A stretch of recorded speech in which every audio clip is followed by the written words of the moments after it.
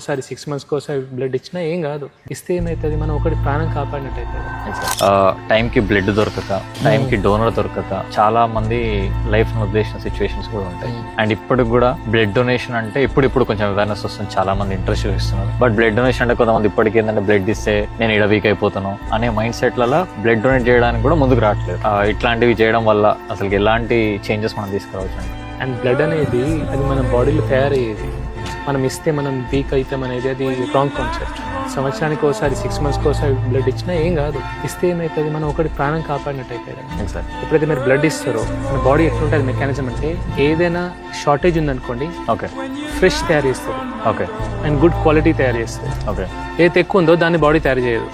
Suppose నా లోపల రక్తం ఉంది, బాడీ రక్తం తయారు చేయదు. ఓకే రక్తం డెఫిషియన్సీ ఉంది, కొత్త రక్తం తయారు చేస్తుంది. అండ్ యంగ్ రక్తం బ్లడ్ సెల్స్ కి 120 days లైఫ్ స్పాన్ ఉంది. 4 నెలలు నేను బ్లడ్ తీసేసిన, కొత్త బ్లడ్ వచ్చింది, అది ఫ్రెష్ ఇప్పుడే తయారు. Energy will be more. Blood donation ఖచ్చితంగా చేయాలి, ప్రతి ఒక్కరు చేయాలి.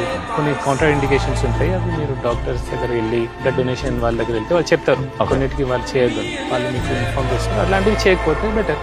మిగతా వాళ్ళందరూ చేస్తే మంచిదే కదా.